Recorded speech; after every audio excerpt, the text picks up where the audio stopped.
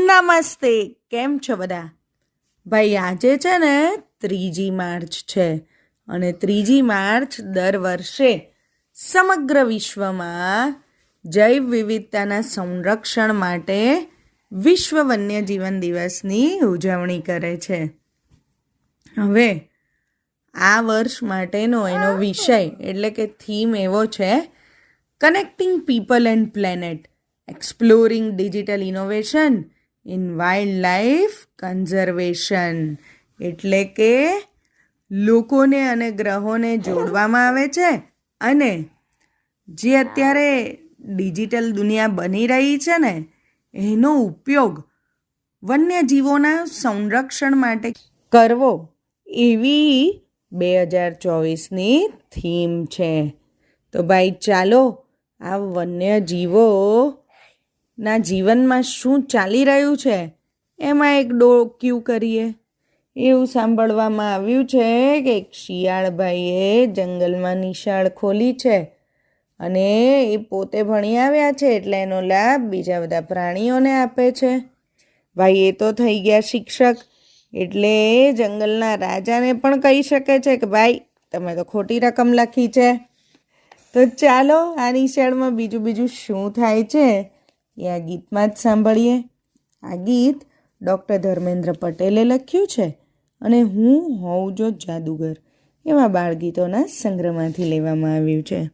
શહેરમાં ભણીને આવ્યું ડાયું એક શિયાળ, શહેરમાં ભણીને આવ્યું ડાયું એક શિયાળ, જંગલમાં આવીને એણે ખોલી છે નિશાળ, જંગલમાં આવીને એને ખોલી છે નિશાળ. મોટા હાથીને સમજાવી ભણવાને બેસાડ્યો, મોટા હાથીને સમજાવી ભણવાને બેસાડ્યો, પેટ એનું સાફ કરીને આંખ પહેલો પાડ્યો, પેટ એનું સાફ કરીને આંખ પહેલો પાડ્યો.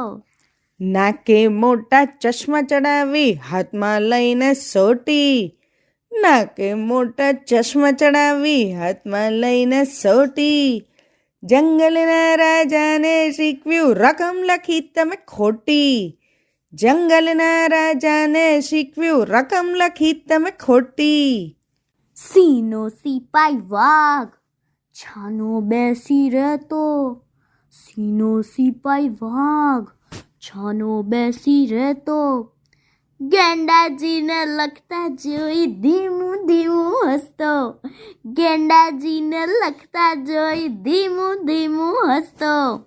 અટક ચાળો એક વાંદરો ભણતા કરતો વાતો, અટક ચાળો એક વાંદરો ભણતા કરતો વાતો, અંગૂઠા પકડાવી એને શિયાળ શિક્ષા કરતો, અંગૂઠા પકડાવી એને શિયાળ શિક્ષા કરતો.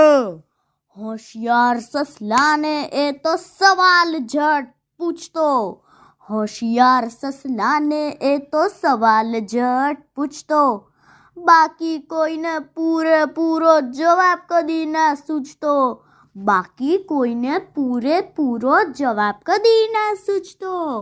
શહેરમાં ભણીને આવ્યું ડાયું એક શિયાળ, શહેરમાં ભણીને આવ્યું ડાયું એક શિયાળ, જંગલમાં આવીને એણે ખોલી છે નિશાળ, જંગલમાં આવીને એણે ખોલી છે નિશાળ, એણે ખોલી છે નિશાળ, એણે ખોલી છે નિશાળ.